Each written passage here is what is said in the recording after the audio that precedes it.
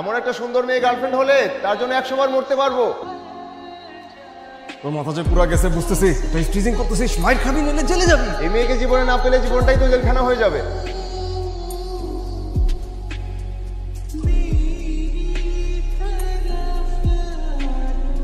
আপনি তো দেখছি খুব ফাস্ট। অনেকদিন ধরেই মনে মনে প্র্যাকটিস করছি, খুব কথা জানেন, যাতে আপনার মতো এত সুন্দর কাউকে পেলে হুট করে বলতে গিয়ে কে হারিয়ে না ফেলে। আমি কিন্তু অনেক গভীর, নিজের খেয়াল রাখি, যেখানে নিজেকে হারালে খুঁজে পাবেন না। আমাকে হারানোর ভয় আমার নাই, আপনাকে হারাতে যাচ্ছি না। রিস্ক আছে কিন্তু। ইশকে রিস্ক থাকবেই।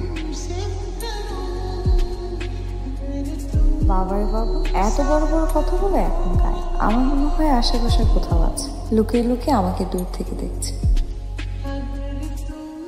তোর এখন থাকার দরকার ছিল দিশার বাসা নিচে, ওটা না করে তুই আমার সাথে ছাদে বসা, আমি চা খেতেছি, তুই মোবাইল টিপতেছিস। ভালোবাসা হলো বাষ্পের মতো, জমতে জমতে মেঘ হবে, তারপরে বৃষ্টি। একটু ভাবুক না, একটু খুঁজুক, একটু অপেক্ষা করুক, তারপর আমার সামনে আসতে যে হাসিটা দিবে না, বিল গেটস এর কত টাকা, আর ডাবল টাকা দিলেও এই হাসি পাবি না।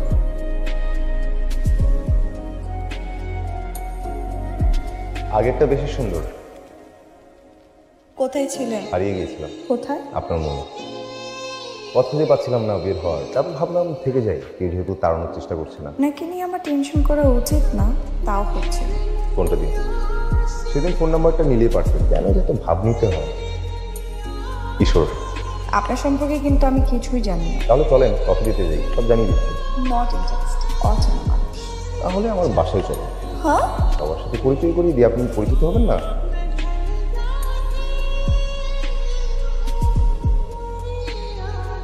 তুমি আমাকে নিয়ে একদম সিরিয়াস না। সিরিয়াস না?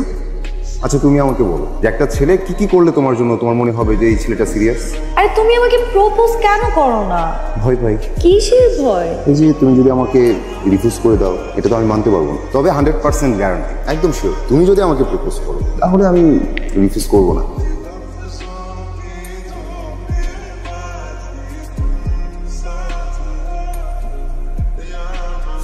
আসসালামু আলাইকুম আঙ্কেল। দিশাকে অনেকবার ফোন করেছিলাম, রেসপন্স করছে না। আঙ্কেল দিশা এখন কোথায়? রুমে আছে। কেন মিস্টার? দিশা, তুমি এভাবে কুইট করতে পারো? আমাদের মাঝে যা হয়েছে তা তোমার একার সিদ্ধান্ত হয়নি, তুমি এভাবে একা সরে যেতে পারো না। ভালোবাসা যদি এমন শক্তি থাকতো, মৃত মানুষকে প্রাণ দিতে পারতো। পারে তো, আমি তো ভেতরে ভেতরে মরে গিয়েছিলাম, তোমার ভালোবাসায় বেঁচে আছে। এটাই তো আমার ভয়। শোনো, আমি তো জানি আমার পরিণতি। আমি তো তোমাকে সে একই জায়গায় ফেলে রেখে যেতে পারবো না। আমি আমার সুখ খুঁজতে গিয়ে, আমার ভালোর কথা চিন্তা করতে গিয়ে আমি দিনের পর দিন তোমার খারাপ করছি। আমি তো এটার আফসোসে শেষ হয়ে যাচ্ছি কিশোর।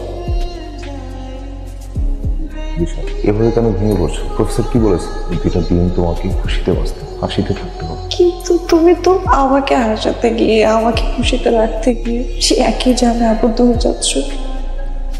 ভালোবাসা আসলে আমাদের যা দেয় তার চেয়ে বেশি কেউ নেই। ভালোবাসার জ্বলন্ত সিগারেটের মতো আগুন দিয়ে শুনি, শেষটা ছাই। দিশা, আমরা তো জেনে বুঝেই আগুনে সব দিয়েছি, পাপ অভ্যের জন্য পথ হয়েছে। আমার এখন শুধু সামনের রাস্তা ফাঁকা আছে। তোমার সাথে আমার জীবনের শেষ দিন পর্যন্ত থাকতে দাও প্লিজ।